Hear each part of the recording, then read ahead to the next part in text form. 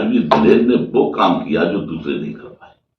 ये सांसद आया नहीं करते थे क्षेत्र में, राजवीर दिलेर ने कम से कम न्याय पंचायत तो ग्राम सभा तक पहुंचने का काम किया, और अधिकारियों से जिस तरह उसने काम लेने की उनमें जो क्षमता है वो मुझे दूसरे में नहीं दिखती।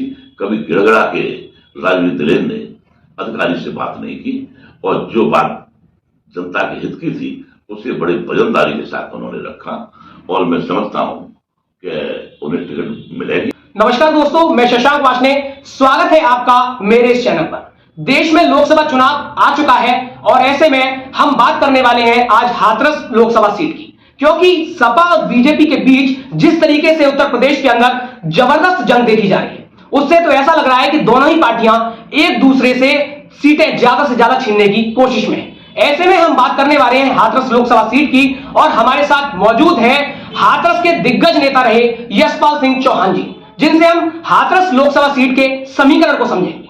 तो सबसे पहले तो आपका हमारे चैनल पर बहुत बहुत स्वागत है। धन्यवाद। बीजेपी 2024 के लोकसभा चुनाव में अकेले यूपी में 80 सीटें जीतने का दावा कर रही है, और यह इसलिए भी अहम हो जाता है क्योंकि दिल्ली का रास्ता कहते हैं उत्तर प्रदेश से होकर गुजरता है। इन 80 सीटों के जीतने के दावे को आप किस तरीके से देखते हैं? ये जो विषय आपने रखा है कि 80 सीट का, कहीं कोई अतिशयोक्ति नहीं है।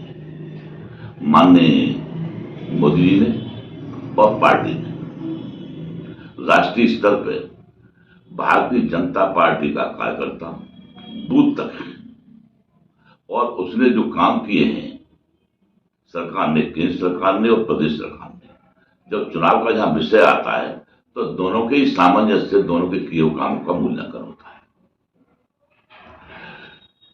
है। जैसे जो करनी और कथनी में अंतर नहीं है मोदी जी की में और भारतीय जनता पार्टी की सरकार में, 370 था, कहते थे नहीं हो सकता। राम मंदिर का विषय था, वो भी बनकर तैयार हो गया। सीए है, कल मतलब इसको लागू किया है। इसी तरीके से प्रदेश सरकार ने बिजली की जो ट्यूबवेलों की बिल थे, जो किसान 80% प्रदेश में किसान है, उसकी सिंचाई शुल्क किया है। ये टैबलेट छात्रों में बांटे जा रहे हैं जो पढ़ने वाले थे, और केंद्र सरकार के द्वारा जो राशन वितरण किया जा रहा है, जो कभी किसी ने, जो आम गरीब आदमी था, उस तक ये पहुंच रहा है। तो कोई भी व्यक्ति, आप जीतने की बात कर रहे हैं, जीतने में नहीं, केवल जो विपक्ष लड़ रहा है केवल रस्म अदायगी के लिए लड़ रहा है। भारतीय जनता पार्टी की कृष्णलाल दिलेर जी यहां से 4 बार सांसद रहे, भाजपा के रहे। दूसरा जो रहा वो भाजपा के उससे लड़ा, और आज हमारा और लोकदल का गठबंधन है।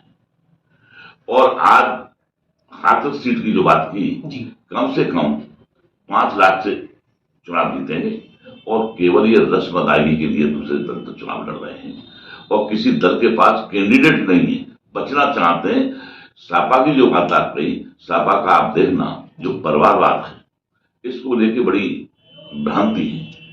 लोग नाराज हैं कि ये अपने लिए कर रहे हैं, जनता के हित के काम नहीं कर रहे। तो यहाँ किसी के गुटे में यहाँ गठबंधन की, न यहाँ कांग्रेस का है, न सपा का है, न दूसरे दल का है।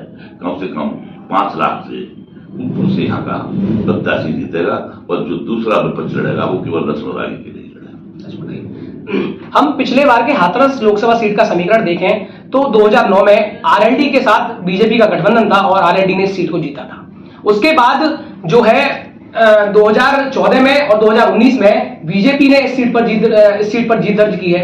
लेकिन इस बार मामला थोड़ा अलग है, क्योंकि बीजेपी अलग लड़ रही है और आरएलडी के साथ लड़ रही है, लेकिन वहीं विपक्ष जो है समाजवादी पार्टी और कांग्रेस एक साथ लड़ रहे हैं। तो इससे क्या कुछ समीकरण बदलने वाले हैं? ये आपने जो कहा कि पिछला चुनाव जो था, इसमें सपा और आरएलडी एक थी, भाजपा के साथ नहीं थी। किंतु भाजपा ने समथिंग 4 लाख से वोट से जीता है। आज लोकदल भी साथ है।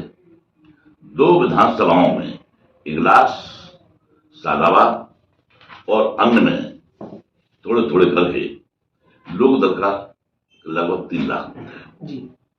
आज ये सब वोट भाजपा के साथ है और भाजपा का अपना वोट, और बसपा आज तक कैंडिडेट डिक्लेयर नहीं कर सकी। कांग्रेस के जितने नेता हैं उतने ही उनके वोटर हैं। केवल पेम्पलेटों में, राष्ट्रीय स्तर पर समाचारों में केवल दिखते हैं, जनता के धरातल पे ये नहीं है। तो यहाँ कोई चुनाव और मुकाबला नहीं है। और मुझे तो यहाँ तक है कि सपा ढूंढ रही है कि कौन कैंडिडेट हमें मिल जाए, क्योंकि लड़ने के लिए जो कैंडिडेट यहाँ इनके पास भी नहीं है। केवल जो लड़ेगा, फिर मैंने बताया, रस्म अदायगी के लिए लड़ेगा। पिछली बार रामजीलाल सुमन जी लड़े थे, जो इस बार राज्यसभा सदस्य राज्यसभा नहीं, रामजीलाल सुमन कम से कम 3.5 लाख वोट से हारे थे, 3.5 लाख से वोट है, बड़ा अंतर। तब गठबंधन भी था, बसपा से भी गठबंधन था, आरएलडी भी थी। आज तो न आरएलडी उनके साथ है, न बसपा उनके साथ है। तो कोई चुनाव के बारे में अत्योक्ति नहीं है। यहाँ कोई चुनाव नहीं होगा। भारतीय जनता पार्टी एक तरफा जनता में लहर है। इस बार तमाम दावे किए जा रहे हैं कि बहन जी जो है इंडिया गठबंधन में शामिल हो सकती हैं। अगर वो शामिल होती हैं तो प्रदेश स्तर पर कुछ बड़ा बदलाव होगा, या फिर बीजेपी जिस तरीके से आगे बढ़ रही है आगे बढ़ती रहेगी?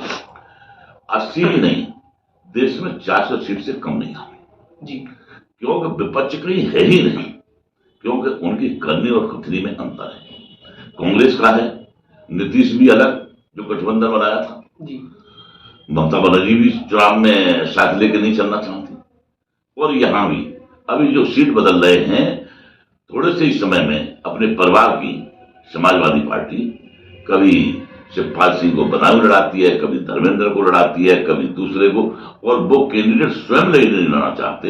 इससे आप महसूस कर सकते हैं कि कैंडिडेट को खुद पता होता है कि मेरी स्थिति क्या रहेगी। तो इनकी अच्छी स्थिति नहीं है, और देश में 4 से पार ही जाएंगी, और उत्तर प्रदेश में 80 सीट से बिल्कुल कम नहीं है।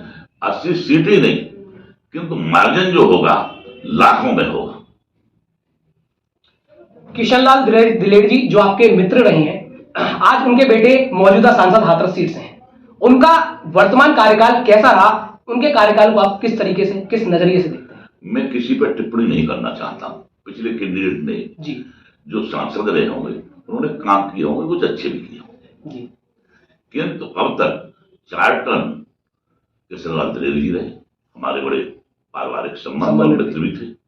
उनका बेटा है किशनलाल दिलेर आया, उससे पहले शारका थी, उसको भी टिकट दिलवाने में मेरा अहम रोल था। काम किए होंगे, इस पर मैं कोई टिप्पणी नहीं करता हूं, किंतु राजवीर दिलेर ने वो काम किया जो दूसरे नहीं कर पाए। ये सांसद आया नहीं करते थे क्षेत्र में, राजवीर दिलेर ने कम से कम न्याय पंचायत तो ग्राम सभा तक पहुंचने का काम किया, और अधिकारियों से जिस तरह उसने काम लेने की उनमें जो क्षमता है वो मुझे दूसरे में नहीं दिखती। कभी गिड़गड़ा के राजवीर दिलेर ने अधिकारी से बात नहीं की, और जो बात जनता के हित की थी उसे बड़ी वजनदारी के साथ उन्होंने रखा, और मैं समझता हूं कि उन्हें टिकट मिलेगी। वैसे पार्टी का जो निर्णय है तो वो भी 5 लाख से कम वोट से नहीं।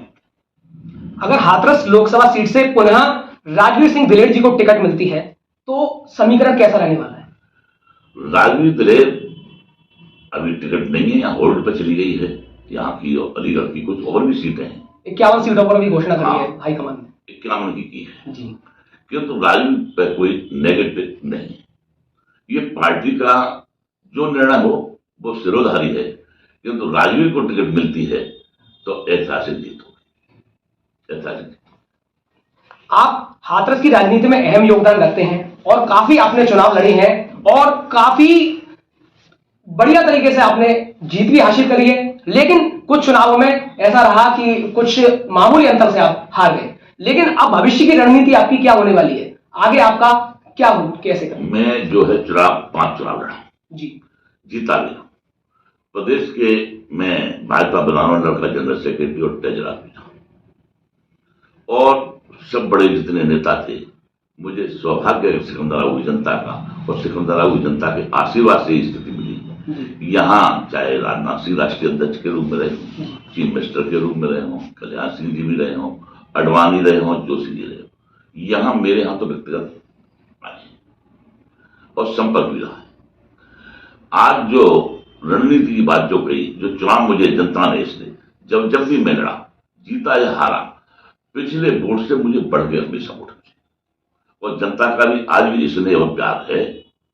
और रणनीति मेरी अपनी कोई रणनीति नहीं है, रणनीति तो जनता का स्नेह और प्यार है। और जो कुछ भी जो सम्मान मिला है और जो जीत मुझे जब भी आती, मुझे कोई मुगालता नहीं। जनता का जिसको स्नेह होता है, जीते या हारे, जनता का जिसको स्नेह बना रहता है वो हमेशा जिंदा रहता है।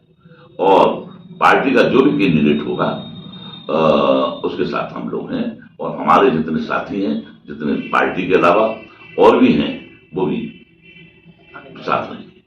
अगला विधानसभा चुनाव 2027 में होने वाला है।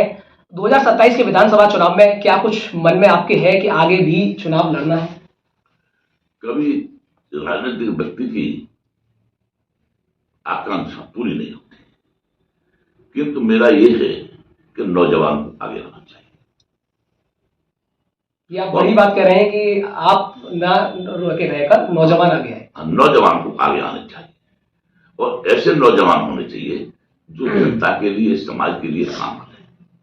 और जब इस तरह का मिलेगा तो मेरा तो उन्हें स्नेह मिलेगा ही, प्यार मिलेगा ही, किंतु जनता का उन्हें मिलेगा। और निर्णय लड़ाने का तो पार्टी का निर्णय होता है और अभी ये प्रश्न बड़ा गौर है, समय काफी है, इस पर कभी कुछ कहा नहीं जा सकता। आने वाले लोकसभा चुनाव को लेकर आप हाथरस की जनता से क्या अपील करना चाहेंगे?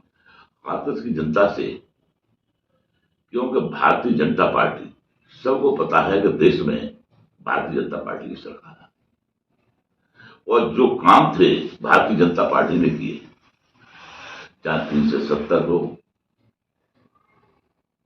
राशन वितरण हो गरीबों को, आयुष्मान कार्ड हो, और जो सड़कें जिस तरह एक्सप्रेस वे, एनएच, जो जाल बिछा है, ये किसी से छुपा नहीं। इन्होंने 10 साल में किया है, आगे और भी उनकी आकांक्षा मोदी जी की और योगी जी की।